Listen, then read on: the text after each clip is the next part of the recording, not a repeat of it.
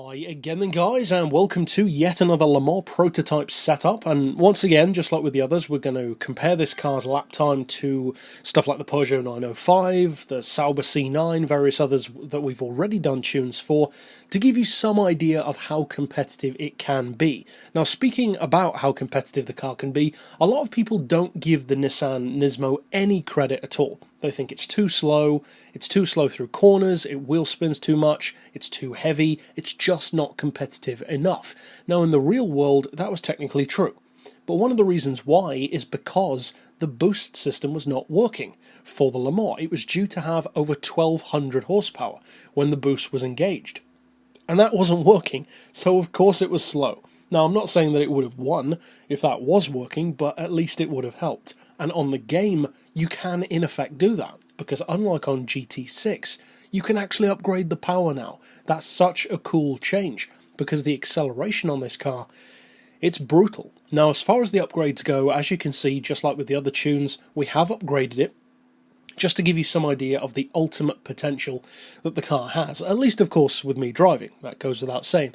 But if you do want to use it for balance of performance events, then just don't fit the parts. And then you're still ready to go. Of course, it won't be quite as quick, obviously, but it will still be fast. And the essential concept of the tune will still work. And I would recommend actually sticking around for the whole video, because I'll give you some tips on how to use this car as well, because it is very different to all of the other prototypes.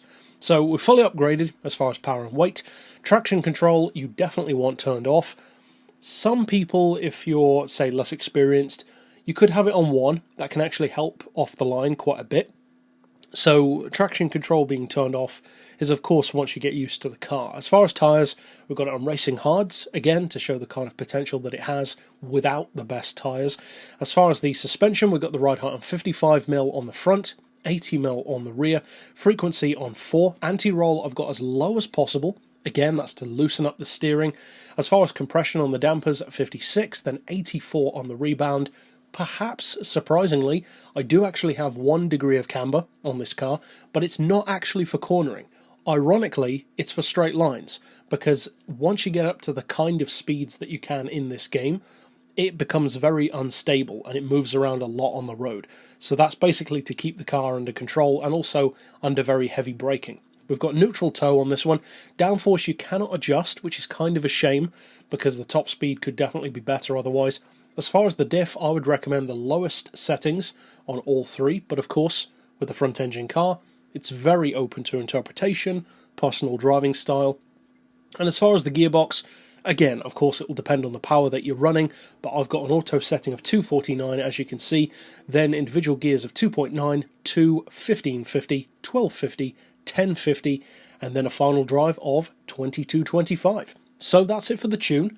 Tons of room for variation, depending on balance of performance, fully upgraded, all that kind of stuff. So of course, now what you want to see is what can this car do if you actually do put in the effort. Now, as far as my advice on using this car, because as I said, it is very, very different to any of the mid-engine rear-wheel drive typical prototypes or even the all-wheel drive hybrids.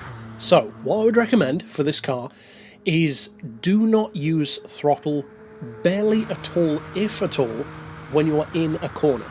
Because usually in a mid-engine rear-wheel drive car, you can ease onto the throttle and exit the corner. On this one, you basically need to treat the car as if it's a missile. Literally. So only give it the beans when it's pointing in the direction that you want it to go. And if at all possible, don't be turning and accelerating at the same time. For obvious reasons. You'll get torque steer, it'll become very heavy. So as long as you do that, it will, for the most part, actually do what you want. Now the second thing, and this is not as obvious, is braking. You need to be careful. Now, especially when you're braking from well above 200 miles per hour, such as you will be here at Le Mans, either with or without the chicanes, you need to be careful, because if you slam on the brakes, the car can actually spin out completely, because it becomes very unstable. And that doesn't help, well, the fact doesn't help that it's got such skinny rear tyres, giving you barely any grip. And also there's barely any weight over the back end compared to what would usually be there. So if you do need to slow down quickly, don't lock up. Even if you have ABS on, don't slam on the brakes, ease onto the brakes, brake a little bit earlier than you think you need to, and the car will be surprisingly smooth and controlled. And for those who don't think that the car has potential, well, the lap time in this video, even with an automatic gearbox, shows the potential. It did a 2:51 lap, which, in case you're wondering, is literally faster than all three of my Group C prototype tunes. So that pretty much shows the potential that it's got, even though the top speed is no better than those cars anyway. So it really is making up that time through the corners, which is the exact place that most people think it's not very good. That's not the case. The best thing about the GT-R NISMO is how controlled it is through corners if you use it correctly. It's a very difficult car to actually slide out in because you've got so much front end grip.